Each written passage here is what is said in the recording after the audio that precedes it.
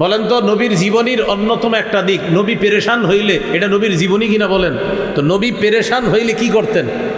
আমাদের জন্য অনুসরণীয় কি নবীর জীবনী না? এখন আপনারা বলেন নবীর জীবনী থেকে কি পাইলাম? পেরেশান হলে আমরা কি করব? নামাজ পড়ব।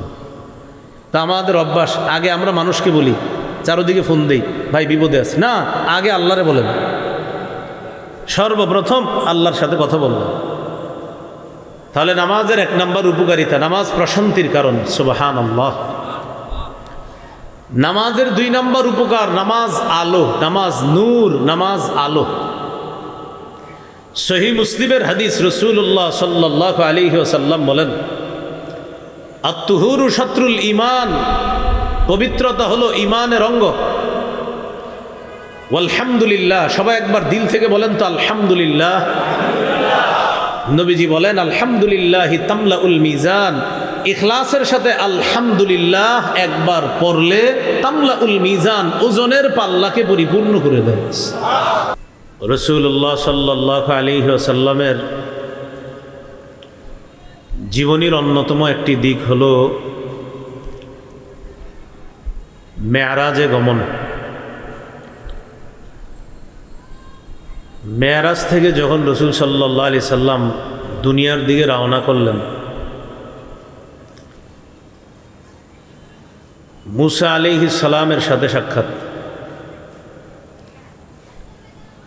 বুখারীর 349 নম্বর হাদিসে আছে কথাটা। মুসা আলাইহিস সালাতু ওয়াস সালাম বললেন, আপনার উম্মতকে আল্লাহ কি দিয়েছে?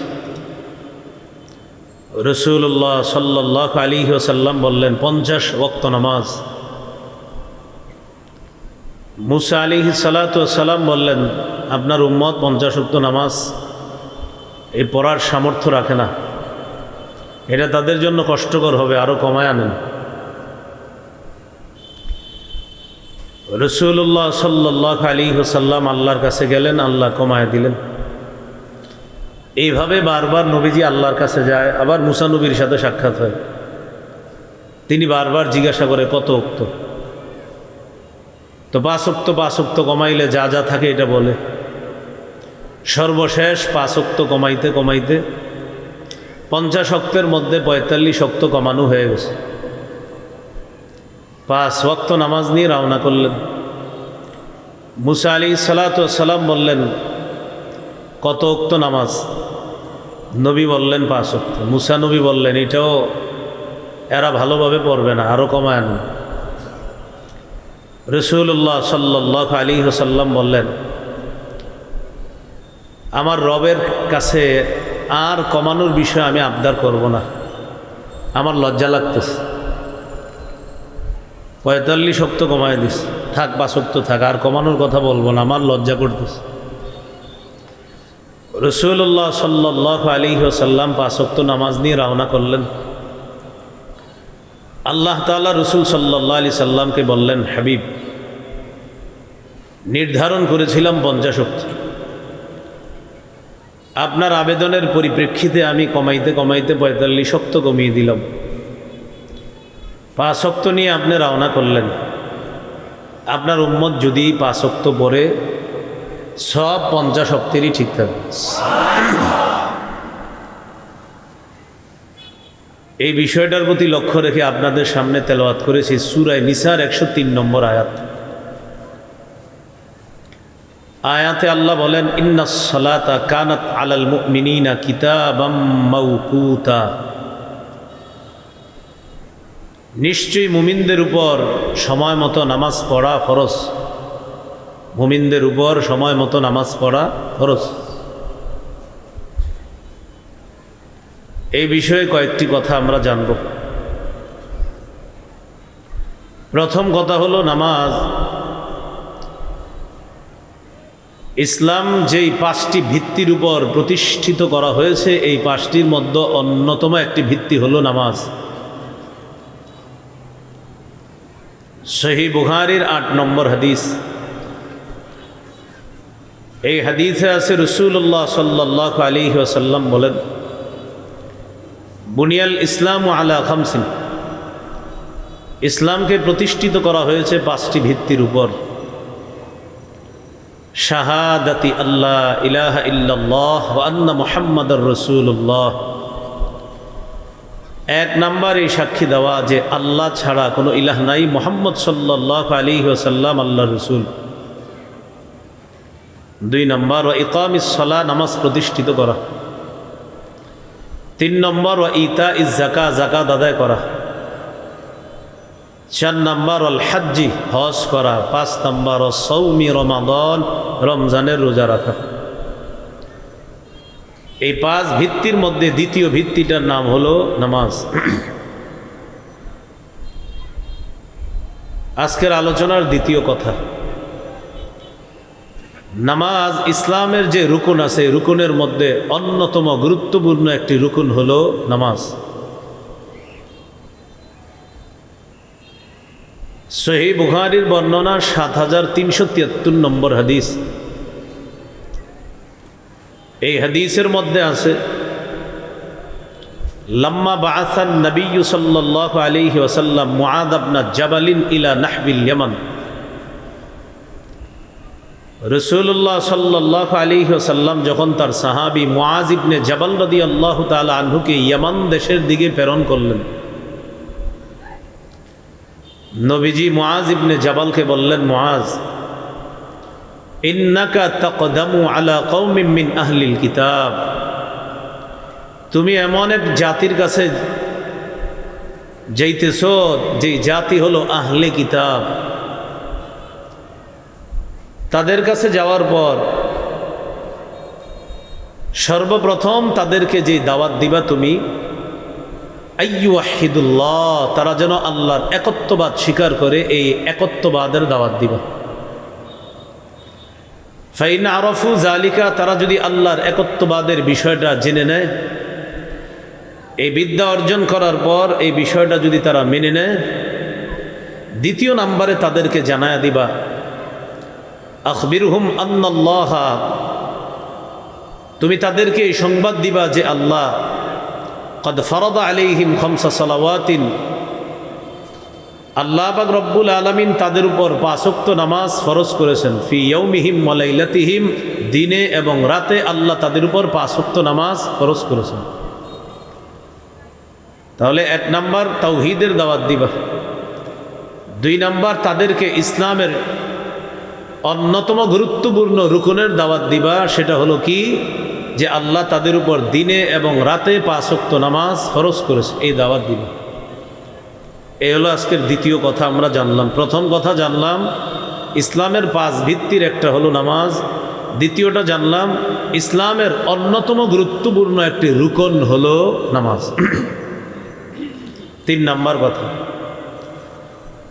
আল্লাহ তাআলা সর্ব অবস্থায় নামাজের প্রতি যত্ন নেওয়ার আদেশ করেছেন। সর্ব অবস্থায়, মুকিম অবস্থায় থাকলেও নামাজের গুরুত্ব দিতে হবে, মুসাফির অবস্থায় থাকলেও নামাজের গুরুত্ব দিতে হবে, সুস্থ থাকলেও নামাজের গুরুত্ব দিতে হবে, অসুস্থ থাকলেও নামাজের গুরুত্ব দিতে হবে, স্বাধীন দেশে বসবাস করলেও নামাজের গুরুত্ব দিতে হবে, পরাধীন দেশে যদি কোনো মুসলমান বসবাস করেন সেখানেও নামাজের গুরুত্ব দিতে হবে, যুদ্ধ কবলিত কোনো রাষ্ট্রে যদি বসবাস করে সেখানেও নামাজের প্রতি যত্নবান হতে হবে মুসলমান। সূরা বাকারা 238 নম্বর আয়াতে আল্লাহ বলেন, হাফিজু আলাস সালাওয়াত, তোমরা নামাজ সমূহের প্রতি যত্নবান হও। যে কোনো অবস্থায় থাকবা নামাজের প্রতি যত্নবান হবা। এই বিষয়টি বুঝে আসবে, বুখারীর একটি হাদিস শুনি, সহজে বুঝে আসবে। সহিহ বুখারীর 1117 নম্বর হাদিস। হাদিসের বর্ণনাকারী সাহাবীর নাম ইমরান ইবনে হুসাইন রাদিয়াল্লাহু তাআলা, তিনি বলেন, কানাত বি বাওয়াসির, আমার অর্শরোগ ছিল। অর্শরোগ চিনেন তো? অর্শরোগ। সাহাবী বলেন, আমার অর্শরোগ হয়েছে। এখন আমার যে অর্শরোগ, এই অবস্থায় আমি নামাজ পড়ব কিভাবে, এই মাসালা জিজ্ঞাসা করলাম নবীর কাছে। সালতুন নবিয়্যা সাল্লাল্লাহু আলাইহি ওয়াসাল্লাম আনিস সালাহ, আমি নবীজির কাছে মাসালা জানতে চাইলাম, হুজুর আমার তো অর্শরোগ আছে, আমার নামাজের কি মাসালা? রাসূলুল্লাহ সাল্লাল্লাহু আলাইহি ওয়াসাল্লাম বললেন, সল্লি কাইমান, তুমি দাঁড়িয়ে নামাজ পড়বা। ফাইল্লাম তাস্তাতি, যদি দাঁড়িয়ে পড়তে সক্ষম না হও ফাকাইদান, বসে নামাজ পড়বে। ফাইল্লাম তাস্তাতি কাইদান, যদি বসে নামাজ পড়তে সক্ষম না হও ফাআলা জামবিন, তাহলে শুয়ে নামাজ পড়বে। নামাজ ছাড় নেই, দাঁড়িয়ে পারলে পড়বা, না পারলে বসে পড়বা, না পারলে শুয়ে পড়বা। নামাজ কোনো মাফ নাই, যেভাবে পারো নামাজ আদায় করতে হবে। আল্লাহ আমাদের সকলকে ইসলামের এই গুরুত্বপূর্ণ বিধান যে কোনো অবস্থায় হাজারো ব্যস্ততার মধ্যেও সবচেয়ে গুরুত্ব দিয়ে যেন এই বিধান পালন করতে পারি, আল্লাহ তৌফিক দান করেন। চতুর্থ কথা, নামাজ আমাদের নবী ছাড়াও অন্যান্য নবীর শরীয়তের মধ্যেও এই নামাজের বিধান ছিল। সুবহানাল্লাহ। সূরা আম্বিয়ার ৭৩ নম্বর আয়াত, আয়াতের মাঝামাঝি জায়গায় আল্লাহ বলেন ওয়া আওহাইনা ইলাইহিম ফি'লাল খায়রাত ওয়া ইকামাস সালাতি ওয়া ইতাআজ যাকাত, আমি তাদের প্রতি এই মর্মে ওহী প্রেরণ করলাম। তাদের প্রতি, তার মানে একজন নবী না একাধিক? তাদের, একজন না একাধিক? তাদের প্রতি এই মর্মে ওহী প্রেরণ করলাম।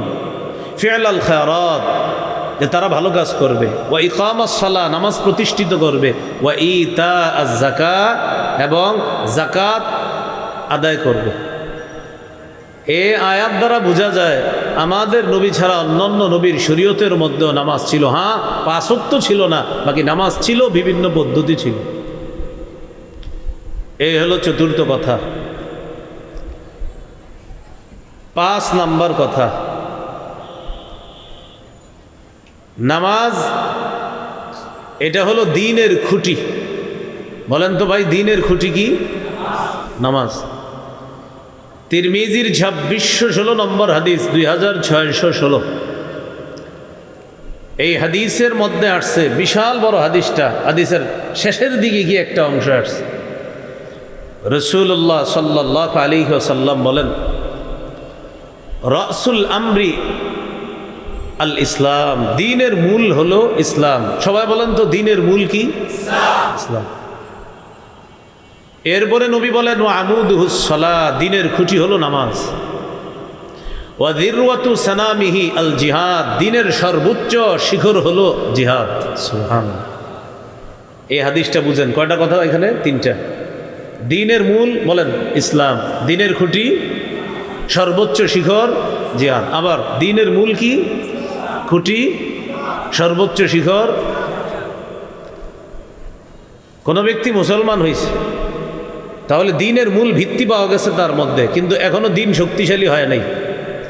যখন সে নামাজ পড়া শুরু করবে তাহলে তার দ্বীন শক্তিশালী হয়েছে। সুবহানাল্লাহ। কারণ দ্বীনের খুঁটি কি? নামাজ। দ্বীনের মূল হলো ইসলাম, ইসলাম গ্রহণ করছে, তাহলে দ্বীনের মূলটা পাইছে। হ্যাঁ, দ্বীন শক্তিশালী করার জন্য কি করতে হবে? দ্বীনের খুঁটি ধরতে হবে। দ্বীনের খুঁটি হলো নামাজ। কিন্তু এখনো উচ্চ শিখরে বুঝতে পারে নাই। উচ্চ শিখরে কিভাবে বুঝবে? দ্বীনের একটা বিধান হলো জিহাদ। এই জিহাদ যদি মেনে নেয়, এই জিহাদ হলো দ্বীনের সর্বোচ্চ শিখর, এই সর্বোচ্চ শিখর হলো জিহাদ।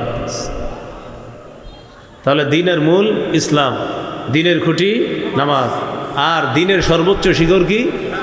জিহাদ। এই হাদিস থেকে আমরা জানলাম দ্বীনের খুঁটি হলো নামাজ। এ হলো আজকের ৫ নাম্বার কথা। আজকের আলোচনার ৬ নম্বর কথা, রাসূলুল্লাহ সাল্লাল্লাহু আলাইহি ওয়াসাল্লামের জীবনের সর্বশেষ ওসিয়ত উম্মতের প্রতি, মানে ইন্তেকালের আগে সর্বশেষ ওসিয়ত নামাজ। সবাই জোরে বলবেন, আমার নবী দুনিয়া থেকে যে বিদায় নিছেন, বিদায় নেওয়ার আগে সর্বশেষ ওসিয়তটা কি? নামাজ। দলিল আবু দাউদ হাদিসের কিতাব ৫১৫৬ নম্বর হাদিস। হাদিসের বর্ণনাকারী আলী ইবনে আবি তালেব রাদিয়াল্লাহু তাআলা তিনি বলেন, রাসূলুল্লাহ সাল্লাল্লাহু আলাইহি ওয়াসাল্লামের সর্বশেষ কথা ছিল আস-সালাত আস-সালাত ইত্তাকুল্লাহা ফিমা মালাকাত আইমানুকুম। এটা এক বর্ণনায়। অন্য বর্ণনায় আস-সালাত ওয়া মা মালাকাত আইমানুকুম। আবু দাউদের যে বর্ণনাটি বললাম, এখানে আসছে আস-সালাত আস-সালাত ইত্তাকুল্লাহা ফিমা মালাকাত আইমানুকুম। ইবনে মাজার বর্ণনা আস-সালাত ওয়া মা মালাকাত আইমানুকুম। আমার উম্মত নামাজ নামাজ। এই নামাজ মানে নামাজের প্রতি যত্নবান হও, নামাজের প্রতি যত্নবান হও। আর তোমাদের অধীনস্থ গোলাম চাকর বাকর যারা, তাদের ব্যাপারে তোমরা আল্লাহকে ভয় করো। এই কথাটা ছিল উম্মতের প্রতি নবীর জীবনের সর্বশেষ ওসিয়ত। প্রিয় মুসলমান ভাইয়েরা, আমি সহ সবাই বলেন তো, আমাদের নবীর জীবনের সর্বশেষ ওসিয়তটা কি? এই হলো 6 নম্বর কথা। আজকের আলোচনার 7 নম্বর আলোচনা, নামাজের গুরুত্ব। নামাজের গুরুত্বে আমরা কয়েকটি হাদিস মন দিয়ে শুনব। নাসাই শরীফের হাদিস 3939 নম্বর হাদিস। এই হাদিসের মধ্যে আছে রাসূলুল্লাহ সাল্লাল্লাহু আলাইহি ওয়াসাল্লাম বলেন, হুব্বিবা ইলাইয়া মিনাদ দুনিয়া আন-নিসা ওয়াত-তিবু ওয়া জুইলা কুররাতু আইনি ফিস সালাহ। রাসূলুল্লাহ সাল্লাল্লাহু আলাইহি ওয়াসাল্লাম বলেন, এই পৃথিবীর মধ্য থেকে 3টি জিনিস আমার কাছে প্রিয় করে দেওয়া হয়েছে। আমাদের নবীর কাছে 3টি জিনিস প্রিয় করে দেওয়া হয়েছে। 1 নাম্বার আন-নিসা, মা জাতি নবীর কাছে খুব প্রিয়। 2 নাম্বার অতীব, সুগন্ধি। 3 নাম্বার জুইলা কুররাতু আইনি ফিস সালাহ। নবীজি বলেন, নামাজের মধ্যে আমার চোখের শীতলতা রাখা হয়েছে। এর মানে আমার নবী নামাজে দাঁড়াইলে সবচেয়ে বেশি আনন্দ পাইতেন। তো নবী বলেন, আমার চোখের শীতলতা এটা করে দেওয়া হয়েছে কি? নামাজটাই ছিল আমার চোখের শীতলতা। এখান থেকে বুঝে আসে নামাজের গুরুত্ব, যে নবী বলেন পৃথিবীর 3টা জিনিস আমার কাছে সবচেয়ে প্রিয় করে দেওয়া হয়েছে। এই 3টার মধ্যে একটা হলো নামাজ। নামাজের গুরুত্বের মধ্যে আরেকটা হাদিস শুনি আমরা। সহিহ বুখারীর বর্ণনা 4836 নম্বর হাদিস। এই হাদিসের বর্ণনাকারী সাহাবীর নাম মুগীরা ইবনে শুবা রাদিয়াল্লাহু তাআলা আনহু। তিনি বলেন, কামান নবী সাল্লাল্লাহু আলাইহি ওয়াসাল্লাম, নবীজি নামাজের মধ্যে এত অধিক সময় দাঁড়িয়ে থাকতেন, হাত্তা তাওয়াররামাত কদামা, দাঁড়িয়ে থাকতে থাকতে নবীর 2 পা মুবারক ফুলে যেত। কিলা লাহু, নবীকে বলা হতো, গফারাল্লাহু লাকা মা তাকদ্দামা মিন যামবিকা ওয়া মা তাআখার। হুজুর, আপনার আগে পরে কোনো গুনাহ নাই, সব মাফ। কোনো গুনাহ নাই আপনার, তো কোনো গুনাহই নাই। আপনি এত লম্বা সময় নামাজে দাঁড়িয়ে থাকেন, আপনার পা মুবারক ফুলে যায়। রাসূলুল্লাহ সাল্লাল্লাহু আলাইহি ওয়াসাল্লাম জবাব দিতেন, আফালা আকুনু আবদান শাকুরা, আমি কি আল্লাহর শুকর গুজারি বান্দা হব না? যে আল্লাহ আমাকে এত বড় নেয়ামত দান করেছেন, এই আল্লাহর শুকরিয়া আদায় করার জন্য আমি লম্বা সময় নামাজের মধ্যে কাটিয়ে দিয়েছি। তাহলে বলেন তো, আমাদের নবী নামাজে কম সময় দাঁড়িয়ে থাকতেন না অনেক বেশি সময়? না, আমরা যদি নামাজে দাঁড়াই, কোনো কারণে যদি নামাজের মধ্যে কারেন্ট চলে যায়, দাড়িতে হাত দেয়, কপালে হাত দেয়, চেহারায় হাত দেয়, মেজাজ খারাপ, খালি থুরটা কইতে পারে না নামাজে, না বলে ফেলতো, ঠিক না? থুর যদি কর সুযোগ থাকতো বলে ফেলতো, মেজাজ খারাপ। বুখারীর আরেকটা হাদিস শুনেন, 1135 নম্বর হাদিস। এই হাদিসের মধ্যে আছে আব্দুল্লাহ ইবনে মাসউদ রাদিয়াল্লাহু তাআলা, নবীর একজন সাহাবী। তিনি বলেন, একদিন শখ করে আল্লাহ রসুলের সাথে রাতের নামাজে দাঁড়াইছি। শখ বুঝেন তো? কেমনি বুঝাবো বাংলাটা? শখ মানে আউস, মানে শখ শখ শখ বলেন আগ্রহ, শখ করে মানে আমার শখের জিনিস এটা, এরকম বলেন না, এই আর কি। নবীর সাথে শখ করে নামাজে দাঁড়াইছে। কোন নামাজ? রাতের নামাজ। মানে নবী রাতে যে তাহাজ্জুদ পড়ে, নফল পড়ে, এই নামাজে দাঁড়াইছে। সাহাবী শখে নবীর সাথে দাঁড়াইছে যে আজকে নবীর সাথে রাতে নামাজ পড়বে। সাহাবী বলেন, শোনো কি ঘটনা ঘটছে জানো? লাম ইয়াজাল কাইমান, তিনি ইমাম, আমি হইলাম মুক্তাদি। এত লম্বা সময় নবী নামাজে দাঁড়ায় রয়েছে, আমি মনে মনে একটা নিয়ত করে ফেলছি যে নিয়তটা বেশি সুন্দর না। অন্যান্য সাহাবীরা বললেন, আপনি কি নিয়ত করছেন, আমরা একটু জানতে চাই।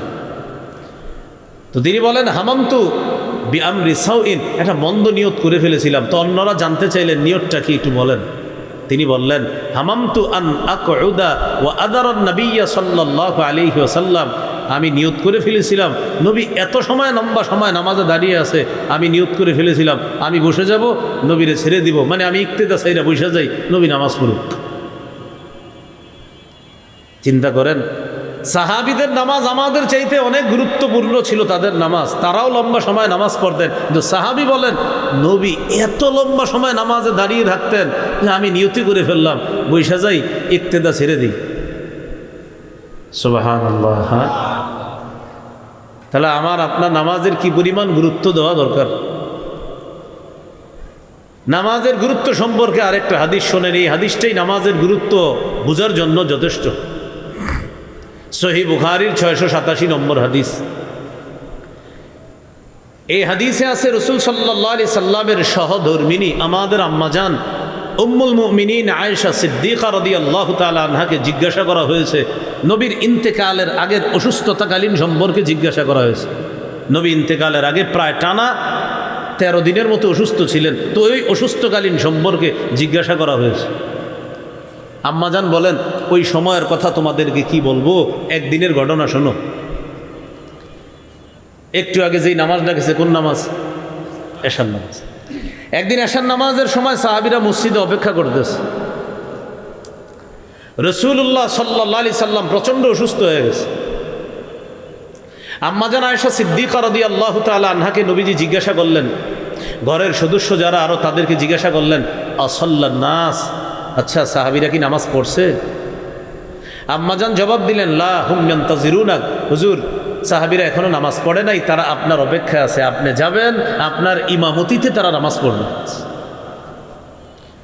রাসূলুল্লাহ সাল্লাল্লাহু আলাইহি ওয়াসাল্লাম বললেন, দুউলি মাআন ফিল মিখতাব, গোসলের পাত্রে এক পাত্র পানি আনো। পানি আনছে, আনার পর ফাগতাসালা, রাসূল সাল্লাল্লাহু আলাইহি সাল্লাম গোসল করলেন। গোসল করার পর নবীজি যখন নিজের একটু হালকা অনুভব করলেন, গোসল করার পর মানে একটু ভালো লাগে তো শরীরটা, জাহাবালিয়া নুআ, যাওয়ার জন্য নবীজি একটু উঠার জন্য উদ্যত হলেন, যে নবীজি উঠে দাঁড়াবে তারপর মসজিদে যাবে। যেই মাত্র নবী উঠে দাঁড়াবেন মসজিদে যাওয়ার জন্য, উগমিয়া আলাই, সাথে সাথে আবার বেহুশ হয়ে গেছে, মানে প্রচুর অসুস্থ। বেহুশ হওয়ার পর সুম্মা আফাক, হুশ ফিরে আসছে একটু পরে।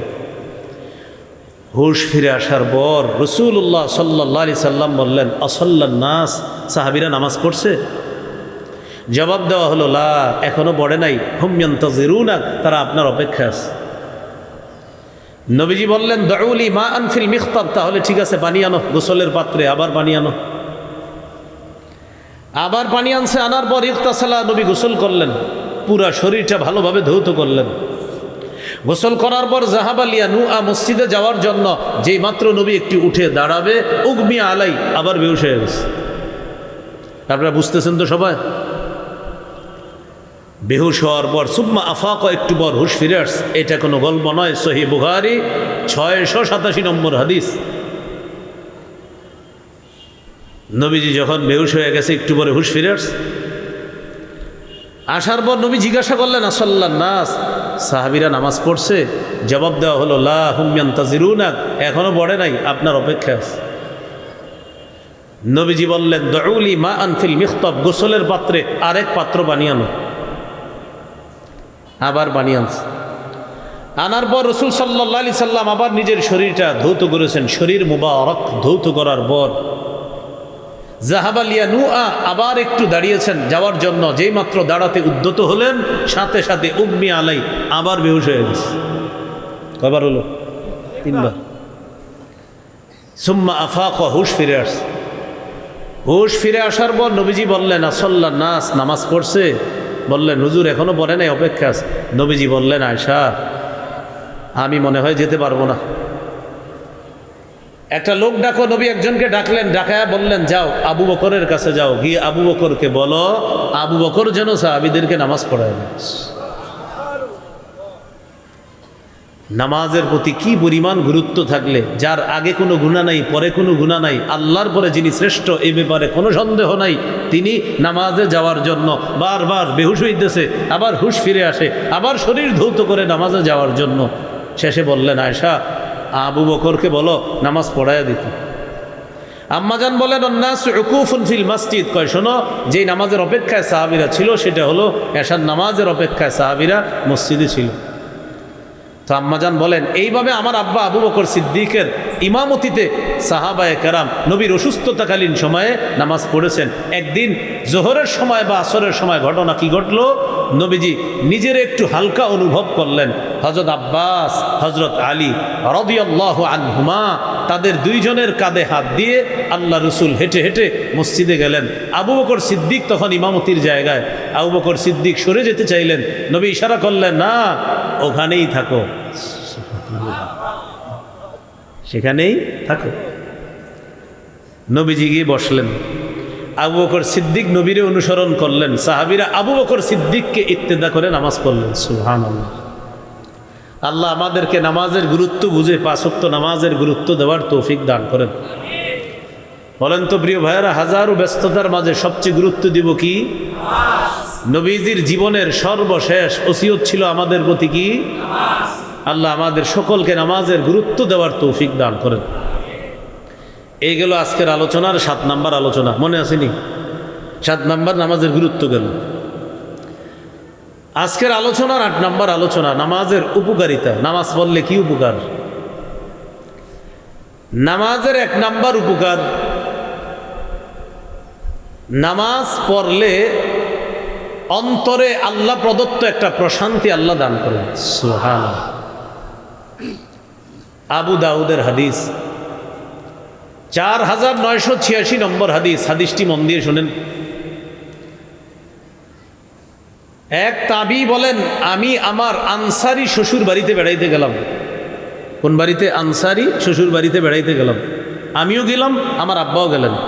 মানে আমার শ্বশুর আর আমার আব্বার হলো বেয়াই।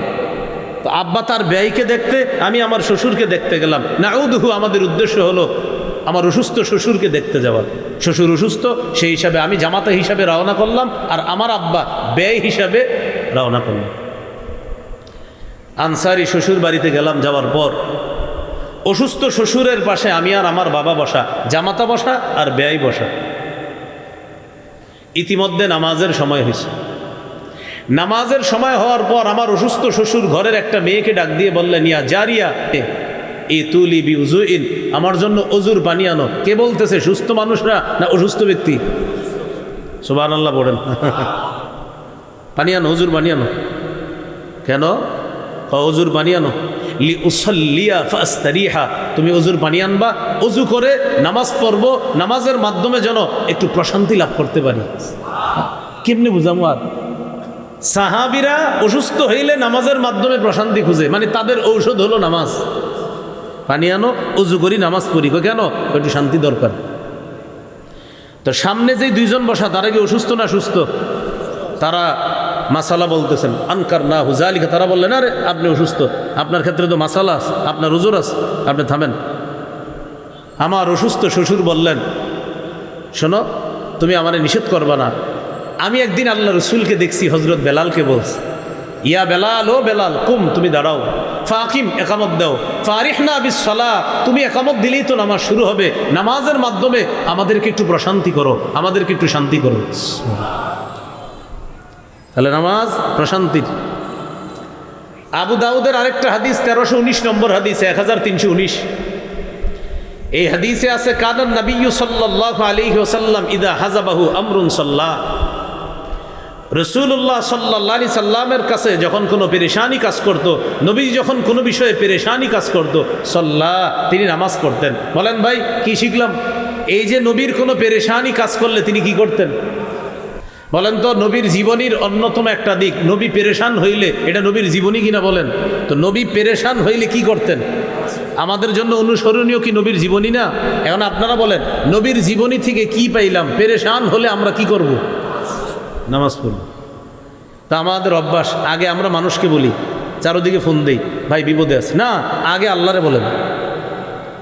সর্বপ্রথম আল্লাহর সাথে কথা বললাম। তাহলে নামাজের 1 নাম্বার উপকারিতা, নামাজ প্রশান্তির কারণ। সুবহানাল্লাহ। নামাজের 2 নাম্বার উপকার, নামাজ আলো, নামাজ নূর, নামাজ আলো। সহিহ মুসলিমের হাদিস, রাসূলুল্লাহ সাল্লাল্লাহু আলাইহি ওয়াসাল্লাম বলেন, আত-তুহুরু শাত্রুল ঈমান, পবিত্রতা হলো ঈমানের অঙ্গ। ওয়ালহামদুলিল্লাহ, সবাই একবার দিল থেকে বলেন তো আলহামদুলিল্লাহ। নবীজি বলেন আলহামদুলিল্লাহ তামলাউল মিজান, ইখলাসের সাথে আলহামদুলিল্লাহ একবার পড়লে তামলাউল মিজান, ওজনের পাল্লাকে পরিপূর্ণ করে দেয়। এবার দুইটা বাক্য মন দিয়ে পড়েন, বলেন সুবহানাল্লাহ ওয়ালহামদুলিল্লাহ। রাসূলুল্লাহ সাল্লাল্লাহু আলাইহি সাল্লাম বলেন, ইখলাসের সাথে সুবহানাল্লাহ এবং আলহামদুলিল্লাহ যদি কেউ পড়ে, তামলা আনে ও তামলা উমা বাইনা সামাওয়াতি ওয়াল আরদ, আসমান এবং জমিনের মাঝে যে ফাঁকা জায়গাটা আছে এই ফাঁকা জায়গাটাকে পূরণ করে দেয়। এবার নবীজি বলেন আসসালাতু নূরুন, নামাজ হলো নূর, নামাজ হলো আলো। সবাই বলেন নামাজ, আবার নামাজ নূর, নামাজ আলো, নামাজ নূর। দুনিয়াতে যে যত বেশি নামাজ পড়বে, দুনিয়াতে যে যত বেশি নামাজ পড়বে, কিয়ামতের ময়দানে তার চারপাশে তত বেশি নূর হবে, তত বেশি আলো হবে। 27 নম্বর বারা, 18 নম্বর পৃষ্ঠা, সূরা হাদীদের 12 নম্বর আয়াতে আল্লাহ বলেন, ইয়াউমা তারাল মুমিনিনা ওয়াল মুমিনাতি ইয়াসআ নূরুহুম বাইনা আইদিহিম ওয়া বিআইমানিহিম। সূরা হাদীদের 12 নম্বর আয়াত, 27, 12, 18 নম্বর পৃষ্ঠা আল্লাহ বলেন, নবী সেদিন আপনি দেখবেন ইমানদার নারী পুরুষদেরকে দেখবেন, ইয়াসআ নূরুহুম বাইনা আইদিহিম ওয়া বিআইমানিহিম, তাদের সামনে পিছনে ডানে বামে নূর আর নূর। কিয়ামতের ময়দানে ইমানদার চারপাশে নূরের বেষ্টনী থাকবে, সেই নূরের বেষ্টনীতে সে চলবে, হাঁটবে। এখন কিয়ামতের ময়দানে আমাদের নূর চারদিকে বারুক, এটা কারা কারা চাই? তাহলে নূর বারে দুনিয়াতে কি আমল করলে? নামাজ। এই তো মাশাআল্লাহ, বলেন কি বললে? নামাজ। নবীজি বলেন সালাতু নূরুন, নামাজ হলো আলো। তো নামাজ এমন আলো, যত বেশি নামাজ পড়ব নূর তত বেশি হবে। কিয়ামতের ময়দানে আমাদের চতুর্দিকে নূরের বেষ্টনী তত বেশি হবে। আর একটা হাদিস শুনেন, রাসূলুল্লাহ সাল্লাল্লাহু আলাইহি ওয়াসাল্লাম বলেন, মান হাফাযা আলাইহা, কেউ যদি দৈনিক 5 ওয়াক্ত নামাজ যত্ন সহকারে পড়ে, 5 ওয়াক্ত নামাজ কেউ যদি যত্ন সহকারে পড়ে, সঠিকভাবে যত্ন সহকারে 5 ওয়াক্ত নামাজ পড়তে হবে। কেউ যদি যত্ন সহকারে 5 ওয়াক্ত নামাজ নিয়মিত পড়ে, কানাত লাহু নূরান ওয়া বুরহানান ওয়া নাজাতান ইয়াউমাল কিয়ামা, কিয়ামতের ময়দানে এই নামাজ নামাজির জন্য আলো হবে, নামাজির পক্ষে দলিল হবে, নামাজির পক্ষে কিয়ামতের ময়দানে জাহান্নাম থেকে মুক্তির কারণ হবে। কেউ যদি দুনিয়াতে 5 ওয়াক্ত নামাজ যত্ন সহকারে পড়ে, 1 নাম্বার কিয়ামতের ময়দানে এই নামাজ তার জন্য আলো হবে, 2 নাম্বার তার পক্ষে দলিল হবে, 3 নাম্বার তার জন্য জাহান্নাম থেকে মুক্তির নিরাপত্তা হবে নামাজ। ওয়ামান লাম ইউহাফিজ আলাইহা, কেউ যদি যত্ন সহকারে নামাজ না পড়ে, লাম ইয়াকুন লাহু নূরুন ওয়ালা বুরহানুন ওয়ালা নাজাতুন, তার কোনো আলো হবে না, তার কোনো দলিলও হবে না, তার কোনো মুক্তির নিরাপত্তা হবে না কিয়ামতের ময়দানে। ওয়াকানা ইয়াউমাল কিয়ামাতি মা কারুন ওয়া হামান ওয়া উবাই ইবনে খালফ, বরং সে কিয়ামতের ময়দানে হামানের সাথে থাকবে, কারুনের সাথে থাকবে, উবাই ইবনে খালফের সাথে থাকবে, যারা দুনিয়াতে নামাজের প্রতি গুরুত্ব না দিবে। নবী বলেন কিয়ামতের ময়দানে তাদের হাসর হবে হামান, কারুন, উবাই ইবনে খালফ, এই জাতীয় কাফেরদের সাথে। আল্লাহ আমাদের সকলকে নামাজের মাধ্যমে আলোকিত হওয়ার তৌফিক দান করেন। এ হলো 2 নম্বর উপকার। নামাজের 3 নম্বর উপকার, যারা নামাজ পড়বে কিয়ামতের ময়দানে আল্লাহর হকের ক্ষেত্রে সর্বপ্রথম হিসাব হবে নামাজের হিসাব। রাসূলুল্লাহ সাল্লাল্লাহু আলাইহি ওয়াসাল্লাম বলেন, আউয়ালু মা ইউহাসাবু বিহিল আবদু ইয়াউমাল কিয়ামাতিস সালাহ। আরেক বর্ণনায় ইন্না আউয়ালা মা ইউহাসাবু বিহিল আবদু ইয়াউমাল কিয়ামাতিস সালাতুহু, এক হাদিসে আস-সালাত, আরেক হাদিসে সালাতুহু। কিয়ামতের ময়দানে আল্লাহর হকের ক্ষেত্রে বান্দাকে সর্বপ্রথম বান্দার কাছে হিসাব নেওয়া হবে নামাজের হিসাব। ফাইন সালাহাত, যদি নামাজ বিশুদ্ধ হয়, নামাজের হিসাবটা যদি সঠিক হয়, সালাহা লাহু সাইরু আমালি, তার অন্যান্য আমলের হিসাবগুলোও সঠিক হবে ইনশাআল্লাহ। আশা করা যায় নামাজের হিসাব যদি সঠিক হয় অন্যগুলোও সঠিক হবে। ওয়াইন ফাসাদাত, আর যদি এটা বরবাদ হয়, নামাজ যদি বরবাদ হয়, এই হিসাবে যদি আপনি ফেল করেন, অন্যান্য আমলের ক্ষেত্রে আপনি ফেল হওয়ার সম্ভাবনাই বেশি, বলি নাউজুবিল্লাহ। তাহলে 3 নম্বর উপকার, কিয়ামতের ময়দানে নামাজের হিসাব যদি সঠিক হয়, অন্যান্য হিসাবগুলা সহজ হবে। উপকার নাম্বার 4, যারা নিয়মিত গুরুত্ব সহকারে 5 ওয়াক্ত নামাজ পড়বে, আল্লাহ পাক রব্বুল আলামিন তাদেরকে জান্নাতে ঢুকাবে। রাসূলুল্লাহ সাল্লাল্লাহু আলাইহি সাল্লাম বলেন, আবু দাউদের হাদিস, 5 ওয়াক্ত নামাজ বান্দার উপর আল্লাহ ফরজ করছেন। এবার হাদিসের অনুবাদটা দেখেন আমি কিভাবে করি। যারা এই 5 ওয়াক্ত নামাজ পড়বে, নামাজের প্রতি কোনো তুচ্ছ তাচ্ছিল্য না করে, বলেন তো বাংলাটা কি বললাম, কোনো তুচ্ছ তাচ্ছিল্য না করে, অবহেলা বশত না, তুচ্ছ তাচ্ছিল্য করেও না, বরং মহাব্বতের সাথে যারা 5 ওয়াক্ত নামাজ পড়বে।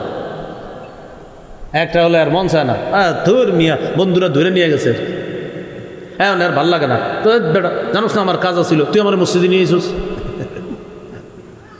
মেজাজ খারাপ। নবী বলেন, কেউ যদি তুচ্ছ তাচ্ছিল্য না করে নিয়মিত নামাজ 5 ওয়াক্ত পড়ে সঠিকভাবে, কানা লাহু আলাল্লাহি আহদুন, আল্লাহর ওয়াদা আইয়ুদখিলাহুল জান্নাহ, আল্লাহ তাকে জান্নাতে প্রবেশ করাবেন। আল্লাহর ওয়াদা, আল্লাহ তাকে জান্নাতে প্রবেশ করাবেন। এ হলো 4 নম্বর উপকার। নামাজ যারা নিয়মিত পড়বে, 5 নম্বর উপকার, অস্থিরতা থেকে আল্লাহ তারে মুক্তি দান করবে। সুবহানাল্লাহ। বলেন, অনিয়মিত নামাজ পড়লে না নিয়মিত? নিয়মিত নামাজ পড়লে। সূরা মাআরিজ 19, 20, 21, 22, 23 নম্বর আয়াতে আল্লাহ পাক রব্বুল আলামিন বলেন, ইন্নাল ইনসানা খুলিকা হালুআ, নিশ্চয় মানুষকে সৃষ্টি করা হয়েছে অস্থির করে, হালুআ মানে অস্থির রূপে। 20 নম্বর আয়াতে আছে, ইযা মাসসাহু শাররু জাজুআ, মানুষকে যখন কোনো অকল্যাণ স্পর্শ করে সে অতিমাত্রায় উৎকণ্ঠিত হয়ে পড়ে। ওয়াইদা মাসসাহুল খাইরু মানুআ, যখন কোনো কল্যাণ তাকে স্পর্শ করে, মানুআ সে অতিশয় কৃপণ হয়ে যায়। অকল্যাণ স্পর্শ করলে মেজাজ খারাপ, থুর ভাল লাগে না। আর যদি টাকা পয়সা হয়ে যায় তখন আবার আটকায় রাখে, না দিব না, আমার কৃপণ হয়ে যায় অতিমাত্রায়। আল্লাহ বলেন, তবে ইল্লাল মুসাল্লিন, যারা নামাজি তারা অস্থিরতাও তাদের মধ্যে থাকবে না, অকল্যাণ আসলেও তারা উৎকণ্ঠিত হবে না, আর যদি তাদের টাকা পয়সা হয় তারা অতিমাত্রায় কৃপণ হবে না, যারা নামাজি। সুবহানাল্লাহ।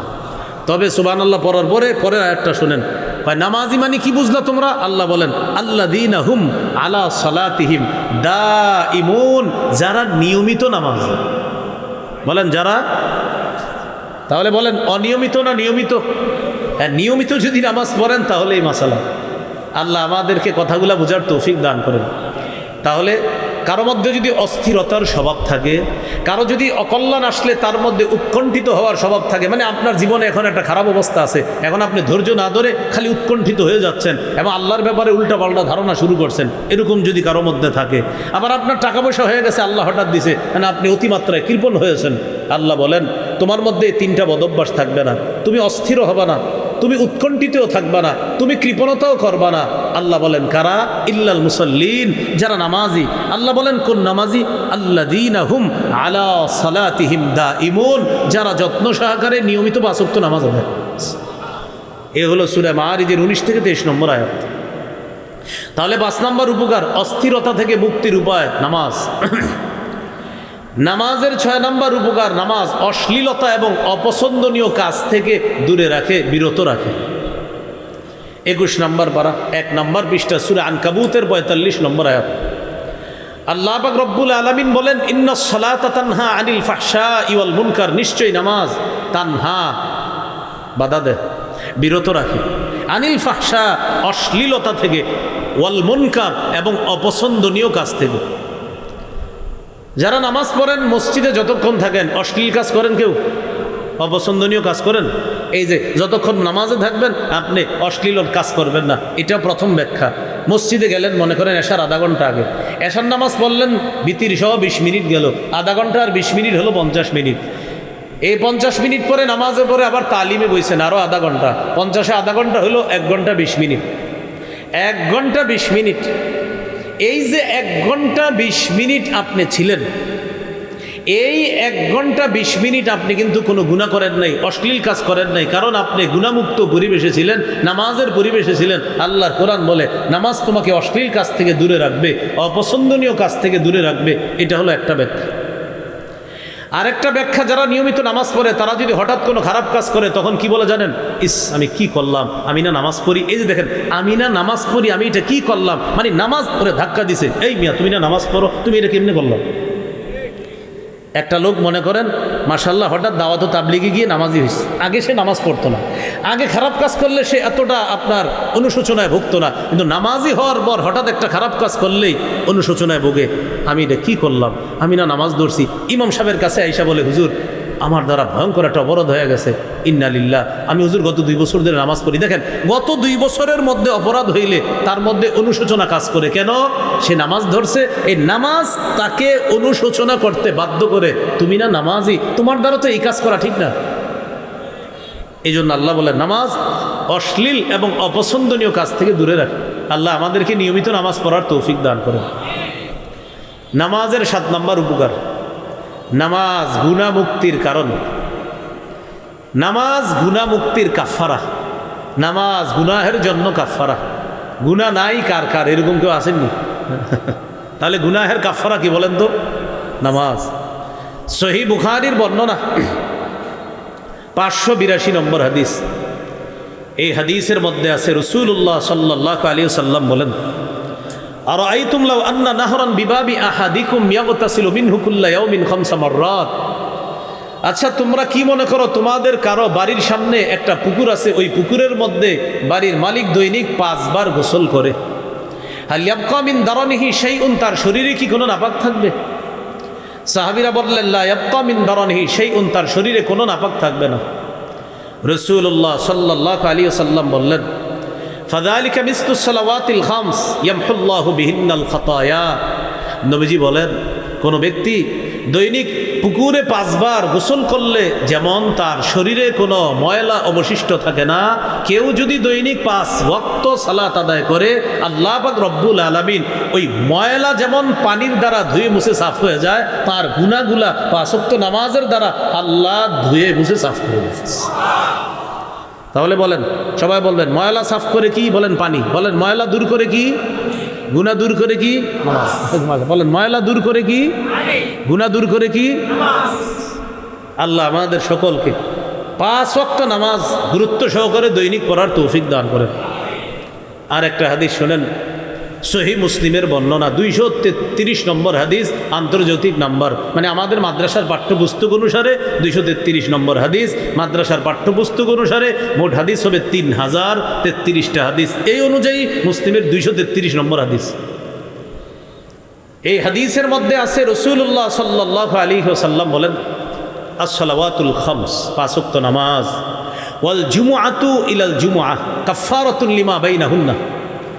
1 ওয়াক্ত নামাজ আর আরেক ওয়াক্ত, মানে 5 ওয়াক্ত নামাজ 1 ওয়াক্ত আরেক ওয়াক্ত, এর পরের ওয়াক্ত পরের ওয়াক্ত, এইভাবে 2 ওয়াক্ত নামাজের মাঝে যে গুনাহগুলা হয়ে যায়, এক জুমা আরেক জুমার মাঝে যে গুনাহগুলা হয়ে যায়, এক নামাজ আরেক নামাজের মাঝে গুনাহের জন্য কাফফারা হয় পরবর্তী নামাজ, এক জুমা থেকে আরেক জুমা, মানে 1 সপ্তাহের মাঝে যে আমাদের কিছু ভুল ত্রুটি হয়ে গেছে জানতে অজান্তে, এই ভুল ত্রুটিগুলার কাফফারা হয় আগামী জুমা।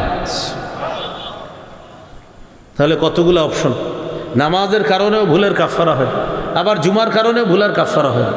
আল্লাহ আমাদের সকলকে নিয়মিত নামাজ পড়ার তৌফিক দান করেন।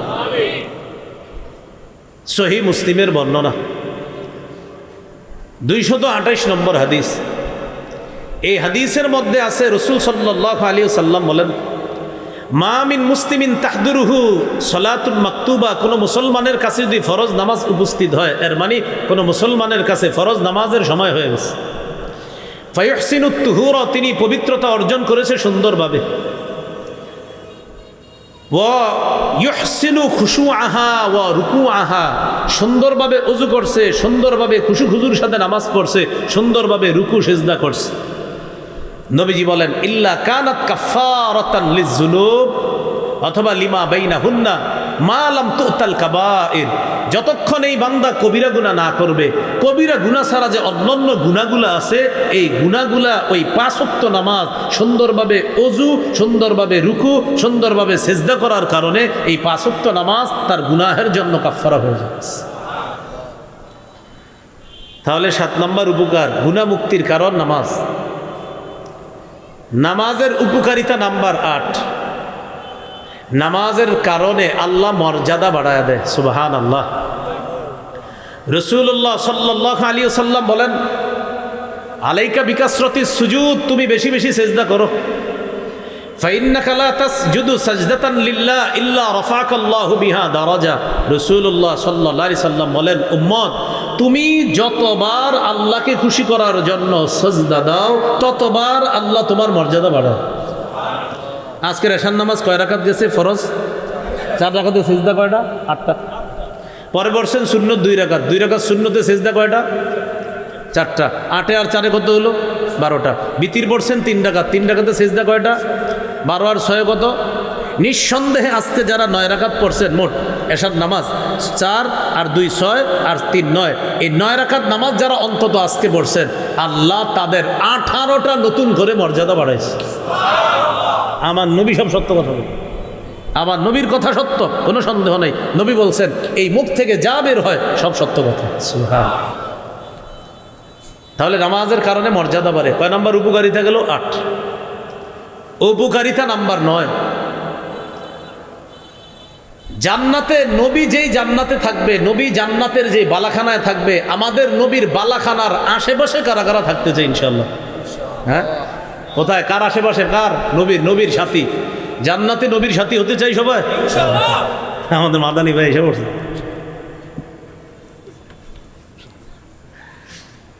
ভালো আছেন?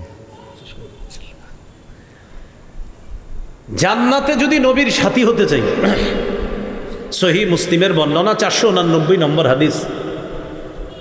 রাসূলুল্লাহ সাল্লাল্লাহু আলাইহি ওয়াসাল্লামের এক সাহাবী নবীজির খেদমত করছে, রাতের বেলা নবীজির সাথে রাত কাটাইছে। কেন? নবী রাতে ইবাদত করবে, তো তিনিও এরকম নবীর সাথে রাতে ইবাদতটা দেখবে, ইবাদত করবে, এই নিয়তে রাতের বেলা তাহাজ্জুদের সময় নবীর অজুর পানি আইনা দিছে কে? সাহাবী নবীজিকে পানি দিলেন, অজু করাইলেন, নবীজি অজু করলেন। নবীজি অজু করার পর সাহাবীকে বললেন, সাল, তুমি আমার কাছে চাও, যেই পুরস্কারটা চাইবা সেটাই দিব। সাহাবী বললেন, ইন্নী আসআলুকা মুরাফাকাতাকা ফিল জান্নাহ, হুজুর আমি জান্নাতে আপনার সাথী হতে চাই।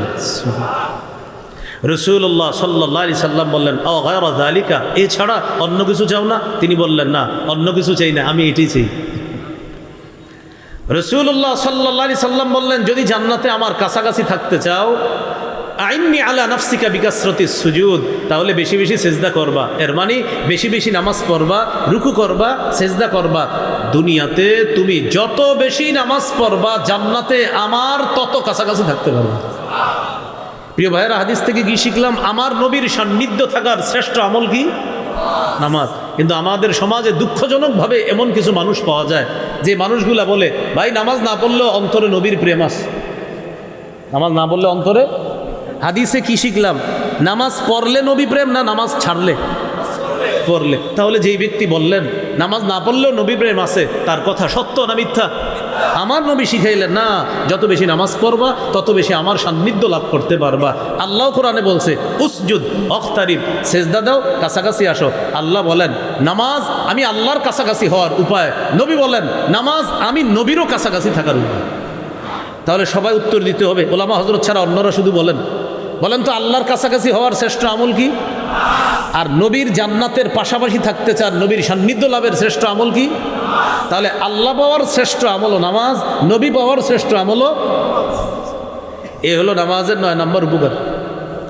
নামাজের উপকারিতা নাম্বার 10, যেই ব্যক্তি নামাজে হেঁটে আসে, যত দূর থেকে হেঁটে আসবে তত বেশি তার সওয়াব। রাসূলুল্লাহ সাল্লাল্লাহু আলাইহি সাল্লাম বলেন, মান তাতাহহারা ফি বাইতিহি, যে ব্যক্তি নিজের ঘরে ওযু করে, ওযু করার পর সুম্মা মাশা ইলা বাইতিম মিন বুয়ুতিল্লাহ, অতঃপর আল্লাহর কোনো ঘরের দিকে রওনা করে হেঁটে হেঁটে, আল্লাহর ঘরের দিকে যে সে হেঁটে হেঁটে রওনা করে, নবী বলেন একটা কদম ফালায় তার একটা গুনাহ মাফ হয়, একটা মর্যাদা বাড়ে। যত কদম ফালায়, ঘর থেকে বের হওয়ার সাথে সাথেই কদম পড়ছে, তার গুনাহ ঝরা শুরু হয়ে আর মর্যাদা বাড়ে। তাহলে দূর থেকে হেঁটে মসজিদে আসলে সব, অন্য হাদিসে নবী বলেন আযমুন নাসি আজরান আবআদুহুম মামশা, যে যত দূর থেকে হেঁটে আসবে তার তত বেশি সওয়াব। এক সাহাবী সবচেয়ে দূর থেকে হাইটা মসজিদে আসতেন, অন্য সাহাবী তাকে পরামর্শ হিসাবে বললেন, আচ্ছা ভাই আপনি এত দূর থেকে আসেন, আমি বলছিলাম কি লাবিশ তারাইতা হিমারান তারকাবুহু ফিজ্জলমাই, আপনি যদি একটা গাধা ক্রয় করতেন তাহলে প্রচণ্ড রৌদ্রের মধ্যে অন্তত গাধার উপরে সোয়ার হয়ে মসজিদে আসতে পারতেন। আপনি 5 ওয়াক্ত নামাজই এত দূর থেকে হেঁটে আসেন, প্রচণ্ড গরমের সময়ও আপনি হেঁটে হেঁটে আসেন, খুব কষ্ট লাগে, একটা গাধা কিনে এটার উপরে সোয়ার হয়ে আসবেন আপনি। ওই সাহাবী একটু পরে বলতেছে, এই শোনো আমি গাধা কিনবো না, আমি গাধা কিনবো না। তো কেন? ইন্নী উরিদু আইয়ুক্তাবালি মামশায়া ইলাল মসজিদ ওয়া রুজুই ইযা রাজাতু ইলা আহলি, আমি চাই আমি হেঁটে হেঁটে মসজিদে যতবার আসবো, মসজিদ থেকে যতবার আমার পরিবারের কাছে যাব, হাদিস অনুযায়ী আমার প্রতিটা কদমে মর্যাদা বাড়বে, আমার গুনাহ মাফ হবে। নবীজি এই কথা শুনে বললেন, জামা আল্লাহু লাকা কুল্লাহ, তুমি যা বলছো আল্লাহ যেন তোমাকে পরিপূর্ণভাবে পুরাটা দান করেন। সুবহান। অর্থাৎ মসজিদে আসারও সওয়াব যেন পাও, মসজিদ থেকে বাড়িতে যে যাবা সেটার সওয়াবও যেন তুমি পাও। মনে থাকবেন ইনশাল্লাহ। এই 10টা উপকারিতা বললাম, এই হলো আজকের আমাদের ওই মূল আলোচনার 8 নম্বর আলোচনা। আজকের আলোচনার 9 নম্বর আলোচনা একটু সংক্ষেপে, সে আলোচনাটা হলো জামাতে নামাজ। বলেন তো সবাই কি বলছি? পুরুষ যারা আছি আমরা ওজোর ছাড়া জামাত ছাড়বো না। বুখারীর বর্ণনা, রাসূল সাল্লাল্লাহু আলাইহি সাল্লাম বলেন, জামাতে নামাজ পড়া একাকী নামাজ পড়ার চাইতে 27 দারাজা, 27 গুণ বেশি সওয়াব। বলেন কয় গুণ বেশি সওয়াব? 27 গুণ বেশি সওয়াব জামাতে নামাজ পড়া। জামাতে নামাজ পড়বো তো ইনশাআল্লাহ। এক ব্যক্তি নবীর কাছে আইসা বলে, হুজুর আমার দ্বারা একটা বড় ভুল হয়ে গেছে। ভুলটা কি? তো বলছে এই ভুল। নবীজি কিচ্ছু বললেন না, ইতিমধ্যে জামাতের সময় হয়ে গেছে। নামাজ পড়লেন, নবীজি ইমামতি করলেন, নামাজ শেষ হলো। ওই ব্যক্তি দাঁড়িয়ে বলতেছে, হুজুর আমার বিচারটা করবেন না, আমি যে বড় অপরাধ করছি আপনি আমার উপরে বিচার প্রয়োগ করেন। আকিমহু আলাইয়া হাদ্দান, হুজুর আমার উপরে আপনি বিচার প্রয়োগ করেন, দুনিয়াতেই শাস্তি দিয়ে দেন, আখিরাতে যেন শাস্তি না পাই। নবীজি তাকে বললেন, আহাদারতাস সালাতা মা'ানা, তুমি কি আমাদের সাথে জামাতে নামাজ পড়ছো? এই যে মাত্র জামাত পড়লাম আমরা। তিনি বললেন, জি আমি আপনাদের সাথে জামাতে নামাজ পড়ছি। নবীজি বললেন, জামাতে নামাজ পড়ার কারণে তুমি যে সমস্যার কথা বলছো আল্লাহ মাফ করে দিন। তাহলে শুধু নামাজ না জামাতে নামাজ, সময় ছাড়া না সময় মতো। এই হলো আজকের 9 নম্বর আলোচনা। আজকের সর্বশেষ 10 নম্বর আলোচনা। আমরা নামাজ প্রতিদিন শুরু করব জোহর দিয়ে। কি দিয়ে? সবাই জোরে বলেন, আরো জোরে। ফজর দিয়ে আমরা নামাজ শুরু করব, বলেন ইনশাআল্লাহ। হাদিসে আছে রাসূল সাল্লাল্লাহু আলাইহি সাল্লাম বলেন, বাশশিরিল মাশাঈনা ফিজ যুলাম ইলাল মাসাজিদি বিন-নূরি তামি ইয়াউমাল কিয়ামা, যারা অন্ধকারে হেঁটে মসজিদে যায় তাদেরকে কিয়ামতের ময়দানে পরিপূর্ণ নূরের সুসংবাদ জানায় দেয়। এই হলো আজকের প্রথম অংশের আলোচনা। বাস 10টা আলোচনা গেল। সর্বশেষ, নামাজ না পড়লে কি ক্ষতি? সূরা মুদ্দাসসিরের 42-43 নম্বর আয়াতে আছে। জাহান্নামীদের ব্যাপারে জান্নাতীরা আলোচনা করবে, এরপরে করতে করতে এক পর্যায়ে বলবে, মা সালাকাকুম ফি সাকার, আচ্ছা তোমরা জাহান্নামে যে আসো, কোন জিনিস তোমাদেরকে জাহান্নামে ঢুকাইলো, দাখিল করাইলো, প্রবেশ করাইলো? তারা জবাব দিবে, লাম নাকু মিনাল মুসাল্লিন, আমরা নামাজ পড়তাম না। এই হলো 1 নম্বর অপরাধ, এই জন্য আমরা এই জাহান্নামের মধ্যে আছি। সূরা মারিয়ামের 59 নম্বর আয়াতে আছে, ফাখালাফা মিন বাদিহিম খালফুন আদাউস সালাতা ফাসাউফা ইয়ালকাউনা ওয়াত্তাবাউশ শাহাওয়াত ফাসাউফা ইয়ালকাউনা গায়্যা, তাদের অনুগামী হলো একদল, যেই দলের স্বভাব ছিল এমন, আদাউস সালাহ, তারা নামাজ নষ্ট করত, ওয়াত্তাবাউশ শাহাওয়াত, তারা কুপ্রবৃত্তির অনুসরণ করলো, ফাসাউফা ইয়ালকাউনা গায়্যা, তারা গায়ের সাক্ষাৎ করবে। বলেন গাই, বলেন তো সবাই গাই। এই গয়ের অর্থ পথভ্রষ্টতা। তো আল্লাহ বলেন তারা ইয়ালকাউনা সাক্ষাৎ করবে অচিরে, গাইয়া পথভ্রষ্টতার সাক্ষাৎ করবে। মানে কি হলো? পথভ্রষ্টতার সাক্ষাতের ব্যাখ্যা হলো পথভ্রষ্টতার যে পরিণাম সেই পরিণতির সাথে তারা সাক্ষাৎ করবে। মুফাসসিরিনে কেরাম বলেন গয় অর্থ যদিও পথভ্রষ্টতা, জাহান্নামের একটা এলাকা আছে, ওই এলাকাটার নামও গয় নামক এলাকা। ওই এলাকার মধ্যে থাকবে কারা? বেনামাজিরা। এই গয় নামক জাহান্নামের গর্তের মধ্যে যখন আগুন জ্বলবে, এত তাপ হবে আগুনের, অন্যান্য গর্ত আল্লাহর কাছে বলবে, আল্লাহ এই গর্তের তাপ একটু কমাও। মানে অন্য গর্ত আগুন জ্বলে, আর বেনামাজিদের গর্তে যে আগুনটা জ্বলে, এই আগুনের গর্তের পাশে যে গর্তগুলা, ওই গর্ত আল্লাহর কাছে পানা চেয়ে বলবে, আল্লাহ এই আগুনের মিটারটা একটু কমায়া দাও। মানে এত ভয়ঙ্কর হবে আগুনের মিটার। অন্যান্য জাহান্নামের আগুন এই আগুনের ব্যাপারে আল্লাহর কাছে সুপারিশ করবে যে একটু কমাও। কোন গর্তে? যারা কারা থাকবে ওই গর্তে? বেনামাজিরা। বলেন কারা থাকবে সেই গর্তে? আল্লাহ আমাদেরকে হেফাজত করেন, আল্লাহ আমাদেরকে হেফাজত করেন। তাহলে ভাই নামাজ পড়বো তো ইনশাল্লাহ? সবাই নামাজ পড়বো তো ইনশাল্লাহ? মাথা যদি পাথর দিয়ে ফাটা হয় জিনিসটা কি খারাপ নাকি ভালো? বলেন তো। খারাপ। মাথা যদি পাথর দিয়ে ফাটা হয়। বুখারীর 1143 নম্বর হাদিস। এই হাদিসে আছে নবী একটা স্বপ্ন দেখছিলেন। এই হাদিসে সংক্ষেপে আছে, অন্য হাদিসে লম্বা আছে। 7 শ্রেণীর ভয়ঙ্কর অপরাধীদের ব্যাপারে আলোচনা। বাকি এই হাদিসে ওই 7 শ্রেণীর এক শ্রেণীর কথা আসছে। নবীজি একটা স্বপ্ন দেখছে। সেটা কি? আল্লাযী ইউসলাবু রাসুহু বিল হাজার। এক ব্যক্তির মাথা পাথর দিয়ে ফাটা হচ্ছে, মাথা। নবীজি জিবরিল আমিনকে বললেন, জিবরিল এই লোকটাকে যার মাথা পাথর দিয়ে ফাটা হচ্ছে।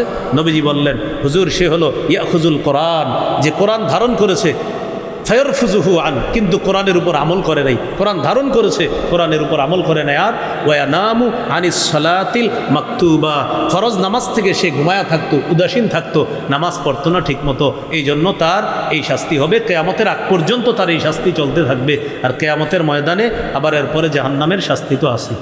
আল্লাহ আমাদের সকলকে, আজকে আমাদের আলোচনার সূচনা হয়েছিল সূরা নিসার 103 নম্বর আয়াত আর বুখারীর 349 নম্বর হাদিস দিয়ে।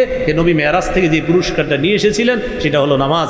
এই জন্য আমরা সবাই একবার ওই মোহাব্বতের কথাটা আবার বলি। বলেন সবাই, হাজারো ব্যস্ততার মাঝে, আবার হাজারো ব্যস্ততার মাঝে সবচেয়ে গুরুত্ব দিব নামাজ। তাহলে সফরে থাকি, মুকিম অবস্থায় থাকি, মুসাফির থাকি, সুস্থ থাকি, অসুস্থ থাকি, নিরাপদ থাকি, অনিরাপদ থাকি, জেলখানায় থাকি, বাহিরে থাকি, স্বাধীন দেশে থাকি, পরাধীন দেশে থাকি, যুদ্ধ কবলিত এলাকায় থাকি, হাজারো ব্যস্ততার মাঝে একটি কাজ সবচেয়ে গুরুত্ব দিয়ে করতে হবে। বলেন সেটা কি? আল্লাহ আমাদের সকলকে আবার যেন জান্নাতে দেখা করায় দেয়, এই প্রত্যাশায় আজকে এই পর্যন্ত আমরা উঠাউঠি করব না। এক আলোচনা শেষ হলে আরেক আলোচক শুরু করার আগে মাঝখানে একটু উঠাউঠির মতো একটা খারাপ পরিবেশ মাহফিলে সৃষ্টি হয়, এরকম যেন পরিবেশ সৃষ্টি না হয়। আজকের জন্য মুসাফাহা করা জরুরি না, প্রয়োজন নাই। আপনারা যারা এখানে আছেন সবার সাথে মনে করেন দোয়া হয়ে গেছে, মুসাফা এটা ঠিক আছে, এটা সুন্দর বিধান, কিন্তু মাহফিলের বিধান এটা এখন এটাই। মুসাফা না করে পরের আলোচক যিনি তাকে স্বাগত জানিয়ে তার আলোচনা শোনা। তাহলে আমরা মুসাফার জন্য কেউ উঠবো না আশেপাশ থেকে। ঠিক আছে তো সবাই? ইনশাল্লাহ আমরা ধীরস্থিরভাবে বসে থাকবো ইনশাল্লাহ। আমাদের হযরত মাওলানা কারি মুফতি আব্দুর রহিম আল মাদানী হাফিজাহুল্লাহ আলোচনা করবে, তার আলোচনা আমরা শুনবো, আমল করব। আসসালামু আলাইকুম ওয়া রাহমাতুল্লাহি ওয়া বারাকাতুহু। মাশাআল্লাহ, বারাকাল্লাহ। এত সময় ধরে